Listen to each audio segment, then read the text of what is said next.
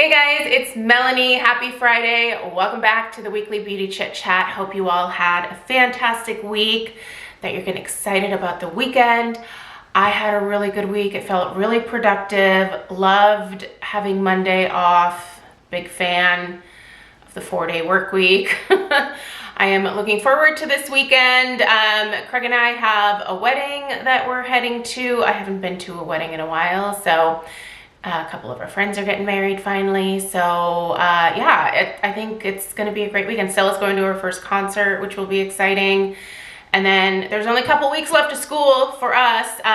Where we are, the kids don't get out until middle of June. It's always crazy to me that there are already like kids out on summer vacation in May. For us, it's always like summer kind of starts around, like summer vacation starts around mid-June, goes until just after Labor Day. You know, then, but I also think it's crazy when kids head back to school in August. So it's weird how different school districts schedule their school years. But anyway, I have some beauty faves to share with you guys from this past week. As always, I will be linking everything in the description box down below. Feel free to go read up about ingredients, other people's reviews, yada yada, price point, because I never remember what I pay for anything. So let us get started with the perfume pick of the week. And this is one that I mentioned in my video that you saw yesterday, my summer perfume recommendations that are not like the beachy coconut scents. I kind of did two versions this year of summer perfume recommendations. The video from yesterday was more of like the fruity scents, the florals. This one here is kind of just that fresh, beachy ocean air. Skylar's Isle Escape is so pretty. This is also a scent that I think would pair nicely with a lot of other different perfumes. I really like mixing fragrances, and I think this one here is a great one to mix. The one thing I will say about Skylar fragrances is they're a clean fragrance brand. I don't find these to be the longest lasting, but they do have some amazing scents that I think are absolutely worth checking out. In fact, right now I have my eyes on their new, is it Boardwalk Delight? It's the new Boardwalk scent.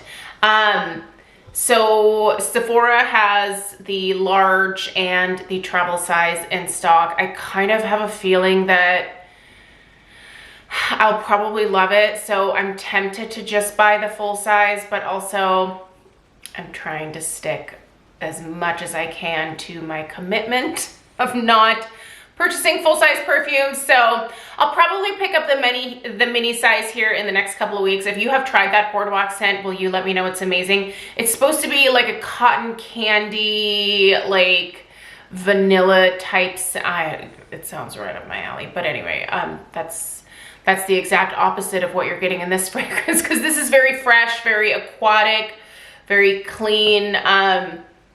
Really, really beautiful. And like I said, a really nice mixer as well for some other fragrances. So yeah, Skylar Isle Escape, if you've never tried it. I do think Sephora has like a sampler set where you can try a bunch of the different Skylar fragrances. That's definitely a great way to start with a fragrance brand if they offer that. I have done that in the past, and it has helped me decide, you know, what I would actually want the full size of. So if they have a sampler set that has that in it, I'll link that down below as well. Okay, let's do hair.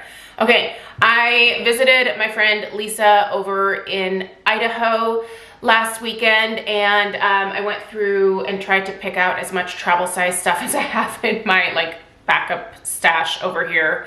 And I found that I had a travel size of my beloved Pureology Color Fanatic Multitasking Leave-In Spray.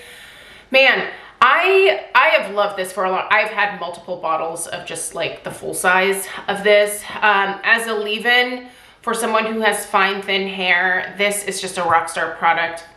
It has a really light, like almost like watery lotion type texture. So you can just tell immediately upon like putting it in your hair that it's not going to weigh it down. It smells really good, which I know is not super important, but the best part is it protects my hair, it hydrates my hair, it makes it feel really soft and silky. It just looks healthy.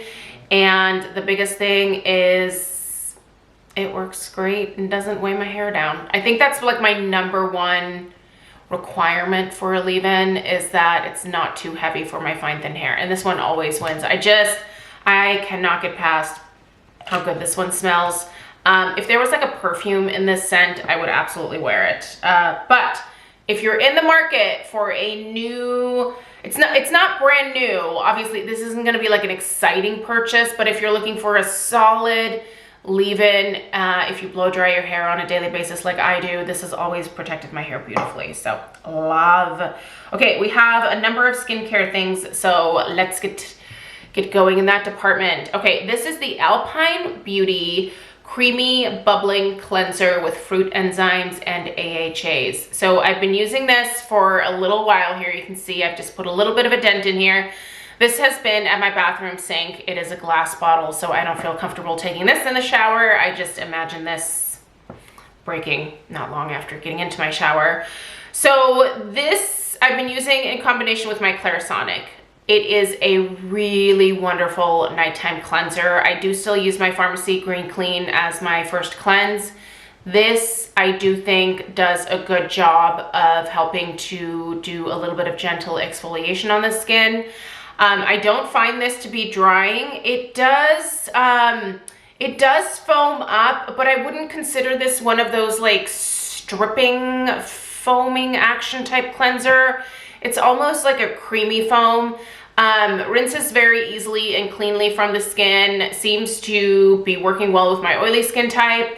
And I like the fact that there are fruit enzymes and AHAs in there. That means that it's going to help break down any of the buildup on the surface of the skin, help to dissolve that, and then you wash it away when you rinse your skin. It's a great cleanser, has a nice light fragrance. Yeah, it's a good one. Well, what have I tried from Alpine? There was a really great mask that I tried from them. I don't remember the name of it now. I'll list it down below, but I did really like that mask. I also have a lip balm from them. The lip balm has been lovely as well. But I'll mention that at some other time in the future. Okay, this is a little bit of a, I don't know how I feel about this. I purchased a sample size of it. This is the Paulas Choice Probiotic Nutrient Moisturizer. This was another thing that I decided to put into my travel bag when I went to visit Lisa. And this is supposed to help support a healthy microbiome for youthful skin. So it's a great moisturizer. It definitely hydrated my skin. What freaks me out about this is the weird gelatinous texture. Have you ever put chia seeds in water and they turn into kind of like this slippery, slimy situation? I feel like the texture of like moistened chia seeds is very similar to this moisturizer. I'm gonna see if I can, I don't wanna waste it because I'm actually almost done with it. And I do like it, but it's like this, do you see what it's doing? Like it's so, it's like snot. This reminds me of what Stella used to wipe onto the sleeves of my shirt when she was, did your kids ever do that to you? They come over with a runny nose and they're just like on your shirt. Man, I love that. Oh God, I'm so glad those days are over. Anyway, it kind of reminds me of snot. It has a really strange, natural, almost like oatmeal type scent to it. But it's a great moisturizer. This is one of those products where normally stuff like this doesn't bother me, but I don't know that I would actually consider purchasing the full size. I don't know that I can get past the snot texture, but man, does it make the skin soft, soothed. Woke up the next morning, my skin was glowing and gorgeous and beautifully hydrated, but it's the texture. Have you tried this? I don't know. I'm glad I just bought the smaller size for sure. Okay, this is a sunscreen review that's coming up soon. This is the Hamish Tone Up Sunscreen, the Bulgarian Rose Tone Up UVA UVB protection. This is an SPF 50 plus. I figured this might be a good one to review for the summer that has a slightly higher percentage of SPF. I think I might actually be wearing this weekend since we are going to an outdoor wedding. I need to look at the weather forecast. I have a feeling I'm gonna have to bring my hat. But this will be perfect for that because, yeah.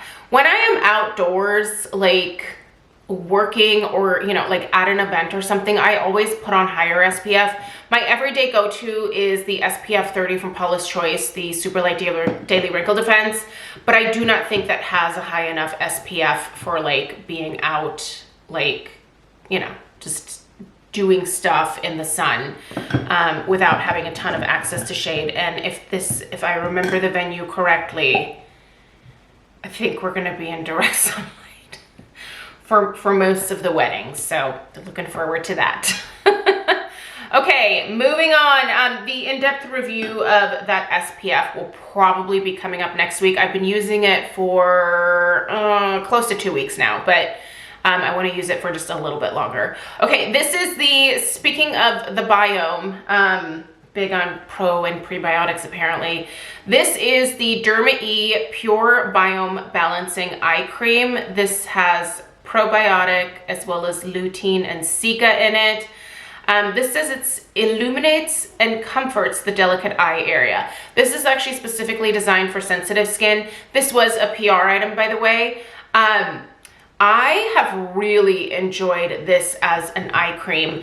It does have, you're not going to be able to see on camera, but it does have an illuminating effect underneath the eyes. It's really, yeah, you can't even see it. It's really subtle. There's no shimmer. It's almost like just a little bit of a glow underneath it.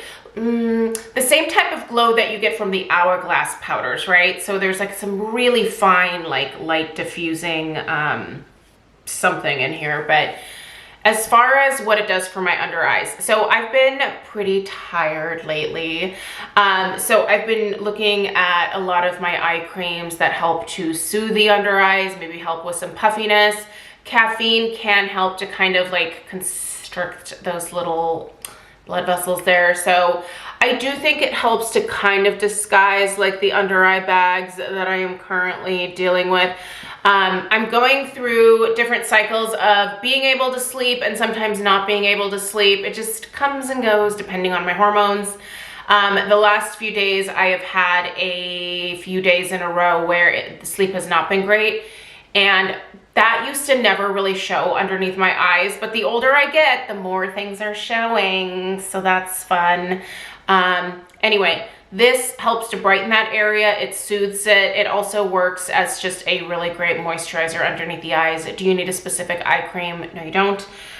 You can just use a moisturizer if you think that it is suitable underneath your eyes. So make sure it's not too heavy.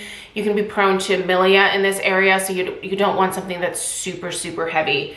This nice, lightweight, absorbs very quickly, gives me that little bit of brightening, helps to tighten that skin up just a little bit, makes me look slightly more awake than I really want to be. All right.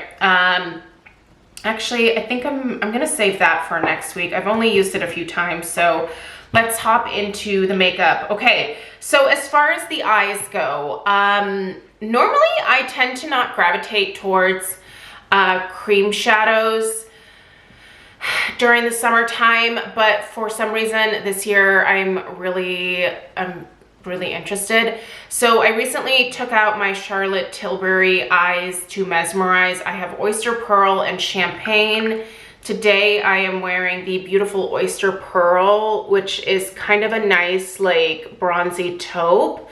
Love that. And then I have Champagne as well, which is just a nice light champagne shade.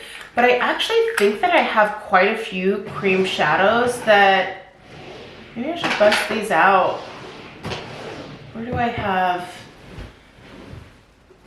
Do I? No, I do. Look here, I have all these. I should bust all these out. I wonder if these are still any good. These are from Estee Lauder. I have a MAC paint pot and a Smashbox Limitless 15-hour cream eyeshadow. Oh, this one's pretty. Okay, we are entering the cream eyeshadow phase. I think these are still good. Oh my God, they're still good. Wow, that's a pretty purple. Okay, sorry, highly distracted. You might see those next week. All right, blush. This week I've really enjoyed a nice pop of peach on the cheeks as well as on the lips. So I found the pairing of Buxom Wanderlust Primer Infused Blush in Mykonos, and I hope these are still available. This is the Wander Beauty Beach Balm in the shade Soul. Really hope this shade is available. It looks intimidating, like a really bright coral, but this is all that I have on my lips. And I love it. I love this color. Isn't that fun? Like, it's just a nice, easy pop of color that's not too aggressive. I hate bright lipsticks are uncomfortable for me. I know a lot of people look fantastic in them, but I just feel like it draws almost too much attention to the face, and I don't necessarily love that. But this is a way for me to do color on my lips that doesn't make me uncomfortable, and I feel like is a little bit more like subdued. Anyway, great moisturizing finish to these as well. So there you go. Those are the faves for this week. Let me know what you are loving. I do have some home fragrance content coming up this weekend, so if you're interested, make sure you're subscribed, give this video a thumbs up, and I will see you guys in the next one. Take care. Toodaloo.